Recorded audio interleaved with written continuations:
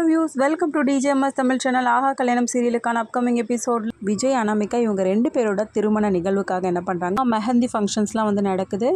அப்போ ஜோடியாக இருக்க கப்புள்ஸ்லாம் வந்து ஒய்ஃப்காக மருதாணி வந்து போட்டு விடுறாங்க. விஜய் அனாமிகாவுக்கும் போட்டு விடுறாரு. போட்டதுக்கு அப்புறமா பிரபாவுக்கும் போட்டு விடுறாங்க. இதை பார்த்து அனாமிகா ரொம்பவே கோவப்படுறாங்க, எரிச்சல் அடைகிறாங்க. அதுக்கப்புறம் விஜய் கிட்ட பேசாமலே போயிடுறாங்க.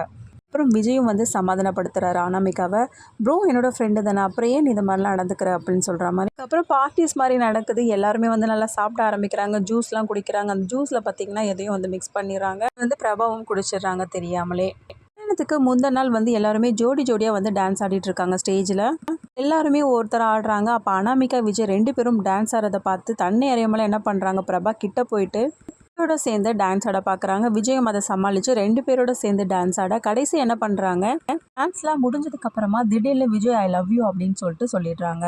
கேட்டு எல்லாருமே ரொம்பவே அதிர்ச்சி ஆகிட்டு பதட்டத்தோட எழுந்து நிற்க, என்னாச்சு, ஏன் இப்படி நடந்துக்கிறா பிரபா அப்படின்ற மாதிரி யோசிக்க, சித்ராதேவி இதுதான் சமயம் அப்படின்னு சொல்லிட்டு திட்ட ஆரம்பிக்க. அப்புறம் விஜய் வந்து சொல்கிறாரு, என்னோட ப்ரோ சொல்கிறத வந்து தப்பாக எடுத்துக்கிறீங்க. ஒரு ஃப்ரெண்டு இன்னொரு ஃப்ரெண்டுக்கு சொல்கிறது இல்லையா, ஒரு அக்கா ஒரு தங்கச்சிக்கு சொல்கிறது இல்லையா, ஒரு அம்மா தன்னோட மகள் கிட்ட வந்து சொல்கிறது இல்லையா, அதே மாதிரி தானே இதுவும். ப்ரோ என்னோட ஃப்ரெண்டுன்ற முறையில் அவன் இப்படி சொல்லிட்டு இருக்கான்.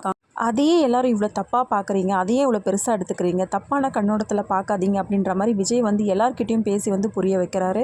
ஈஸ்வரி மனசுக்குள்ள அப்பா எப்படியோ ஒரு வழியே எதையோ சொல்லி சமாளிச்சிட்டாரு விஜய். விஷயத்தை பற்றி தெரியாமல் இருந்ததே நல்லதாக போச்சு அப்படின்ற மாதிரி சந்தோஷப்பட்டுக்கிறாங்க மனசுக்குள்ள. அதுக்கப்புறம் சூர்யா மகா இவங்க 2 பேரும் ஸ்டேஜ் மேலே ஏறி டான்ஸ் ஆடுறாங்க. அப்கமிங் எபிசோடில் பிரபா ஒரு கடிதத்தில் விஜய் வந்து விரும்புறதை பற்றி எழுதி வச்சுருக்காங்க. இது சித்ராதேவி கண்ணில் படுது. அதுக்கப்புறம் இந்த கடிதத்தின் மூலியமாக எல்லார்கிட்டையும் வந்து இந்த உண்மையை வந்து போட்டு உடைக்கிறாங்க. உண்மையாலுமே தான் விஜயை லவ் பண்ணுறாங்க அப்படின்ற உண்மையை தெரிஞ்சு காயத்ரி பயங்கரமாக கோவப்பட ஆரம்பிக்கிறாங்க. எல்லாருமே ஏதோ பேச ஆரம்பிக்கிறாங்க. எல்லாருமே பிரபாவை வந்து திட்ட ஆரம்பிக்கிறாங்க. பிரபாவை அந்த இடத்துல இருந்து காப்பாற்றணும் அப்படின்ற ஒரே காரணத்துக்காக பிரபா பார்த்த விஜய், நான் அவங்கள வெறும் ப்ரோவா தான் பார்க்குறேன், பிரபா மேலே என்ன தப்பு இருக்குது, அப்பா என்னை விரும்பினாங்களே கோசம் மற்றபடி இந்த கல்யாணத்தை நிறுத்தணும் அப்படின்ற எந்த ஒரு குறிக்கோளோடவும் அவங்க இங்கே வரலையே, ஏன் அவங்கள திட்டுறீங்க அப்படின்னு சொல்கிறதன் பேரில் எல்லாருமே அமைதியாகிறாங்க. அப்புறம் கோடீஸ்வரிகிட்ட பிரபாவை கூட்டிகிட்டு கிளம்புமா அப்படின்னு சொல்லிட்டு பாட்டி சொல்கிறதன் பேரில் அங்கேருந்து கிளம்புறாங்க. கோடீஸ்வரி அழுதுகிட்டே இல்லை நின்று மகா கிட்ட பேசிகிட்டு இருக்க தருணத்தில் காயத்ரி அந்த இடத்துக்கு வராங்க.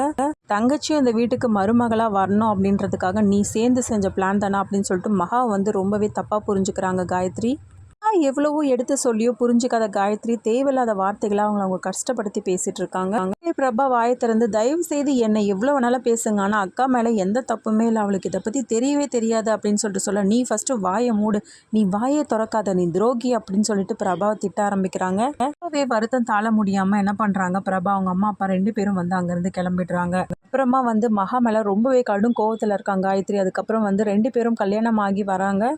வரும்போது மகா ஆரத்தி எடுக்கக்கூடாதுன்னு சொல்லிட்டு பாட்டியை தவிர்த்து மற்ற எல்லாருமே மறுக்க சொல்கிறாரு. நம்ம எல்லாரை விட இந்த கல்யாணம் நல்லபடியாக நடக்கணும்னு சொல்லிட்டு மகா எந்த அளவுக்கு முயற்சி பண்ணான்னு எனக்கு தான் தெரியும். அதனால் அவன் மேலே நீங்கள் தப்பு சொல்லிட்டு இருந்தீங்கன்னா அதை பார்த்துட்டு என்னால் சும்மாவே இருக்க முடியாது, அவள் தான் ஆரத்தி எடுக்கணும் அப்படின்னு சொல்லிட்டு ஸ்ட்ரிக்டாக சொல்லிடுறாரு சூர்யா. மகாவுக்கு ரொம்பவே சப்போர்ட்டிவாக இருந்தார் அந்த இடத்துல. அதுக்கப்புறம் மகாவும் வந்து சந்தோஷமாக வந்து ஆரத்தி எடுத்தாங்க. அடுத்ததாக விஜய் அனாமிகா இவங்க 2 பேரோட திருமணத்தின் அப்பவே என்ன பண்ணுறாங்க, மாட்டிக்கிறாங்க மதன். வரைக்கும் ஐஸ்வர்யா விஷயத்தில் நடந்த எல்லா பிரச்சனைக்கும் காரணம் வந்து கௌதம் தான் அப்படின்னு சொல்லிட்டு மதன் வந்து எல்லார்கிட்டையும் வந்து சொல்லிடுறாரு. இதை கேட்டு எல்லாருமே அதிர்ச்சியானது மட்டும் இல்லாமல் அதுக்கப்புறம் கௌதமா பயங்கரமாக வந்து திட்ட ஆரம்பிக்கிறாங்க. சூர்யா வந்து அடிக்க ஆரம்பிக்கிறாரு. அனாமிகா இவங்க 2 பேரோட திருமணம்லாம் வந்து நல்லபடியாக முடிஞ்சு வீட்டுக்கெலாம் வந்துடுறாங்க. அதுக்கப்புறம் காயத்ரி மகா மேலே பயங்கர கோவத்தில் இருக்காங்க. ஏற்கனவே குடும்பத்தில் கொஞ்சம் சப்போர்ட்டிவாக இருந்தது காயத்ரி அத்தை மட்டும்தான். இப்போ பார்த்தீங்கன்னா ரொம்பவே எதிராக செயல்படுறாங்க மகாவுக்கு. அதனால் மகா ரொம்பவே வருத்தத்தோடு இருக்காங்க. அதுக்கப்புறமா இந்த சமயத்தெல்லாம் வந்து சூர்யா வந்து ரொம்பவே மகாவுக்கு சப்போர்ட்டிவாகவும் ரொம்பவே ஆதரவாக பேச ஆரம்பிக்கிறாங்க. இதனால் மகா ரொம்பவே சந்தோஷப்படுறாங்க.